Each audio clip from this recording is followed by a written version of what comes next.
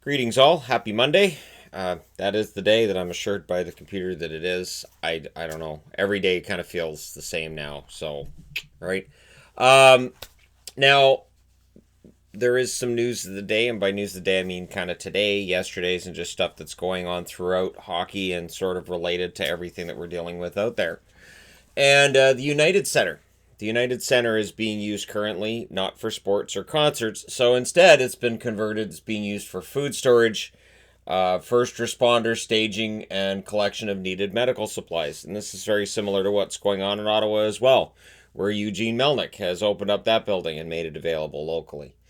You know what I feel like things are going pretty well, and I understand that the numbers are kind of scary, but in terms of not overwhelming most locations when it comes to the medical aspect, it seems to be going okay in most places.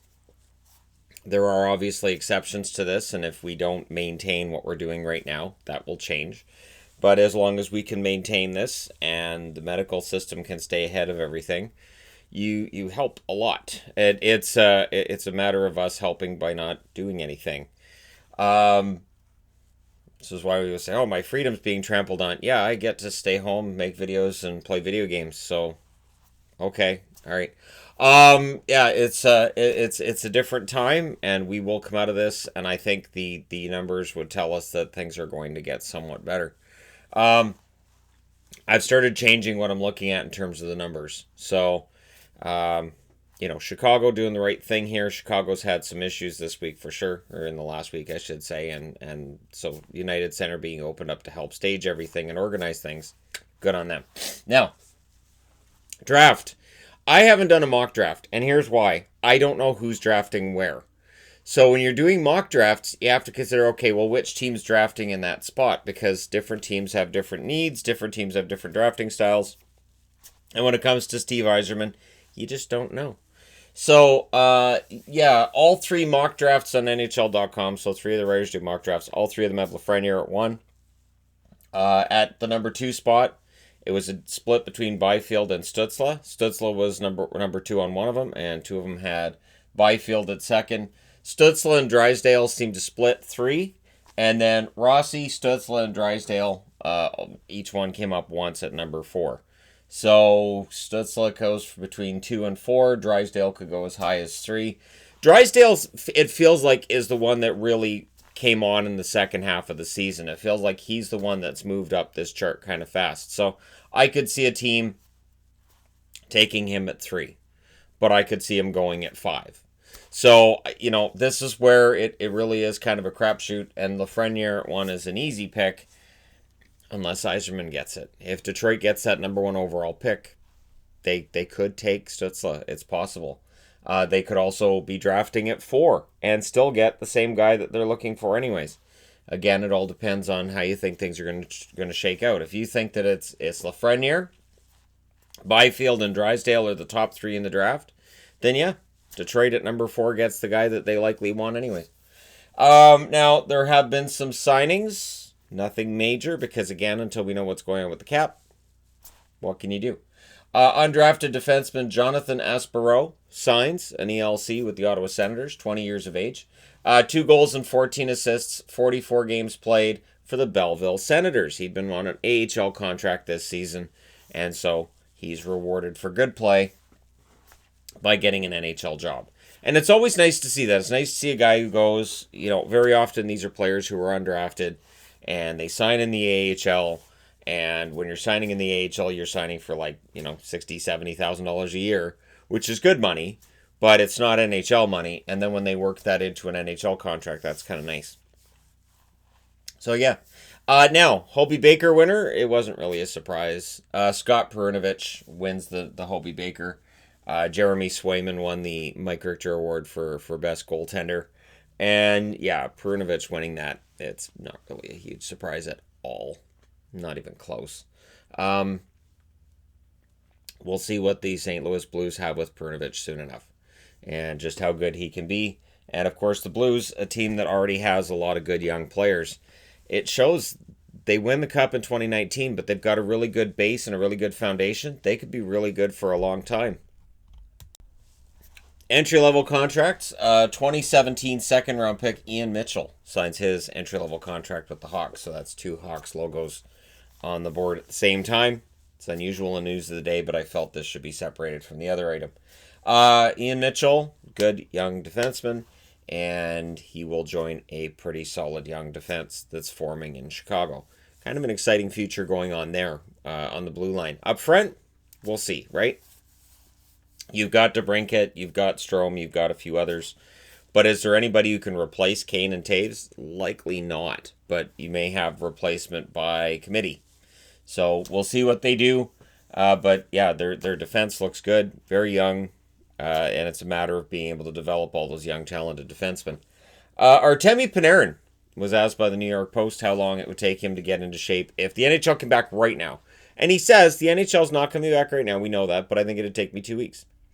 So he's saying 2 weeks, I'll be back in shape, I'll be good to go. Now, he says if he's got a couple of months from now where he's been practicing on plastic ice, which I've looked at, and I've thought, that's kind of interesting. Now, around here, we don't really have the opportunity to have ice rinks in our backyards. It doesn't get that cold here. I remember when my aunt moved out here with my cousins many, many years ago, and she's like, oh, we got a house. We made sure that we got a house that had a really big backyard, because, I can't wait to flood the backyard and have an ice rink. And my mother said that's not going to happen. It doesn't get that cold here. It's just not. And we don't. We don't have a winter where you can have an ice rink in your backyard. So the plastic ice is something I've looked at times where I've said, I could get a pair of skates, get the plastic ice, and just, do that on and off here and there in my backyard. And then I'd be able to go out on the ice and do my thing like I used to. So it's just a matter of building up those muscles again. But it's not cheap. But I guess if you're an NHL player, yeah, you can do that. So he's saying if he has the plastic ice, and if you haven't seen it, they have it on, I know they have it on Pro Hockey Life is one website that has it. Again, it's not cheap, but it is interesting. So eventually, of course, you'll cut it up and wear it out. But he's saying that with that, it would take him a week. So for NHL players who have access to that, who get that plastic ice and use that for workouts, it could cut down the amount of time it requires them to get back into game shape by about a week.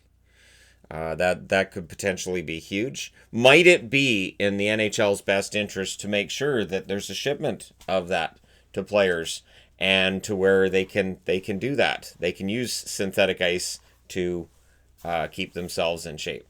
Everybody's still sheltering in place. And, of course, we're doing that too. Everybody's doing that right now. But players are doing this still with the idea of if we can salvage something, great. If we can't, all right, but we're going to try. Ilya Sorokin. So, for Islander fans, they'll be glad to know that according to online media, apparently he's turned down an extension from CSKA Moscow and the KHL. This would point to him going to the New York Islanders. So I would expect a contract signing of him with the Islanders is imminent. Again, with entry-level contracts, you don't have to wait to find out where the cap's going to be because entry-level contracts aren't going to change. So, yeah, Sorokin likely headed to the Islanders very soon. I would think that he'll sign with them. And again, you can't sign him for the 2019-2020 season until we know what's happening with it. And so that's likely being delayed as well. There are a lot of signings that are going to come out when the NHL says, okay, we made up our mind, and the board will just be full of them. Now, one thing that's come out that I thought was interesting. So Bill Daly was asked about the salary cap, which, of course, we know there's going to be a large shortfall. And he said, we had no way of seeing this shortfall was coming, so we haven't made a decision yet. And just the way that it's phrased, I thought, hey, the NHL could come out and say, you know what? We're going to leave the cap where it is. We had no way of knowing this is a once-in-a-lifetime thing. This is a global issue. And would they leave the cap where it is and just take a loss? And just tell NHL teams, okay, we'll just leave it at $81.5 million next year. We're going to take a loss on this. The players are going to end up with like 60% of the revenues, 65% of the revenues, but it'll even out again the following year and then just work something out from there. Is that a possibility? Because then that would help out GMs a lot. It would help out players a lot. And if you want an extension of the CBA, that'd go a long way to making that happen. There's been some good discussions between the NHL and the NHLPA during this. You're not going to get an extension during this shutdown, but this could really create some goodwill between the two sides. I can remember very, very vividly just how ugly things got between the NHL and the NHLPA. I remember 04-05 well. It was 15 years ago now. The NHL, it's a whole generation later. Let's move on. Let's get this done. Let's get a contract signed. An extension between the two sides coming out of this would be great. It would be great for the NHL to say, okay, we're back in some form. We're back, and here's a brand new 6-year extension on the collective bargaining agreement. You do not have to worry about a lockout or a shutdown, and both the players and the owners can take a victory lap, and everybody can still hate Gary Bettman. It will be a great, wonderful thing for all of us as fans, for the players. I think it'd be great for the league as well. Defenseman Cole Holtz signs his entry-level contract with the LA Kings, 2017 fifth-round draft pick. And with him being a draft pick 3 years ago, he may very well push for a job in the fall. So whenever that season starts, we will likely see him at least getting a shot at being on that LA blue line. There's a lot of good things going on with LA right now in terms of their youth, their prospects and their system and the way everything's set up. I like the Kings going forward. I do. And a year ago, I thought they were one of the more lost franchises, but they've done a pretty good job of restocking their prospects cupboard, and we're going to see some of the rewards taken for that soon. Now, one thing I wanted to end with is this, because we've had this discussion of the NHL and when the NHL comes back and all this. No team's going to put fans at risk. It's not going to happen. So when I see people saying, well, sports leagues are thinking about coming back, and that's their greed, and people are going to get, they're going to hurt their fans, and fans are going to get sick. There's no chance that we're going to see games being played with fans in attendance if there's a risk. And right now, yeah. And again, the way that we're going to get back to some form of normal is coming. I think there are many minds, both medical, political, and everything else, in between, who are trying to figure out a way to make this work. And we're in a situation we haven't been in globally in a century. So it makes sense that there's people who are, terrified of what might happen, and people who are just very, okay, everything stays locked until. But there's going to be some sort of a relaxing coming for certain countries. And when all of this starts to get relaxed a little bit and we start seeing things get better, we're still not going to see teams putting fans at risk. There's no chance. It's just the PR nightmare of that is, I mean, even if you believe that they're soulless and they're just in it for all the money, which some of them very well likely are, the reality is nobody's going to take that PR hit. Nobody's going to take that PR hit. So it would have to be a very safe, very isolated atmosphere. And I mean isolated. Like, we are talking about whatever league starts up where players are completely and totally away from everybody.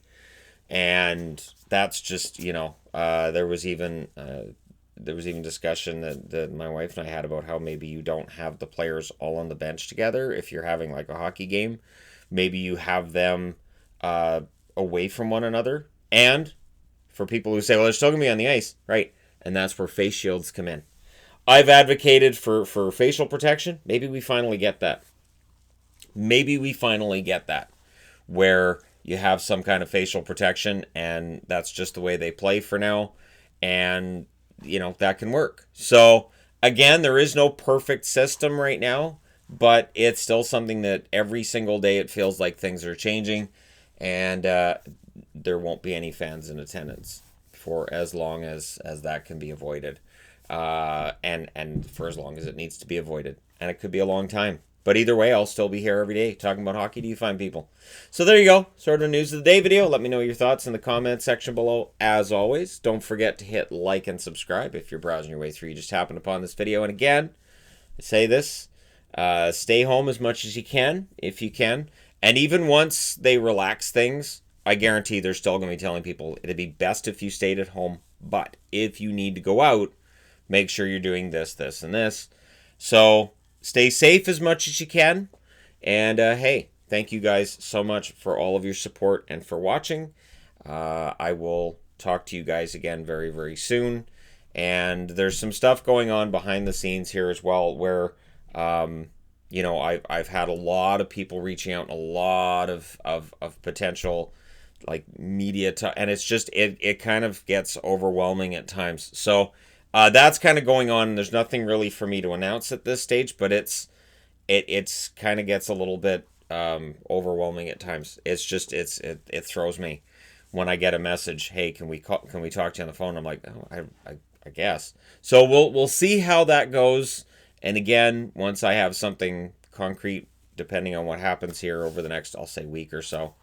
Let's just say that there are a lot of people who miss sports, and so cobbling together the idea of, so how do we cope, and with this channel having almost 137,000 subscribers, there are people asking me, so how are you coping right now, and wanting something of that nature on the record. So we'll see how this week goes, and in coming weeks and all that, and of course coming months and whatnot. But I have no shortage of hockey topics. None. I want to say too, though, that this has, because we don't have hockey ongoing, it has kind of stoked my interest in the whole baseball thing. So I installed MLB The Show 19 on my PlayStation yesterday, along with Need for Speed Heat, which I have to get the driving mechanics under control. I was getting better at it towards the end there last night, but so I'll be doing live streams with that too, because I know GTA isn't everybody's taste. So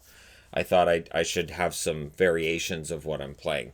I enjoy the GTA thing. Not everybody does. Right now might seem a little bit, yeah. So yeah, we'll see how things go on that channel and on this channel, but there will be content daily. And thank you guys so much for watching, for supporting, and like I said, stay safe. I will talk to you again soon.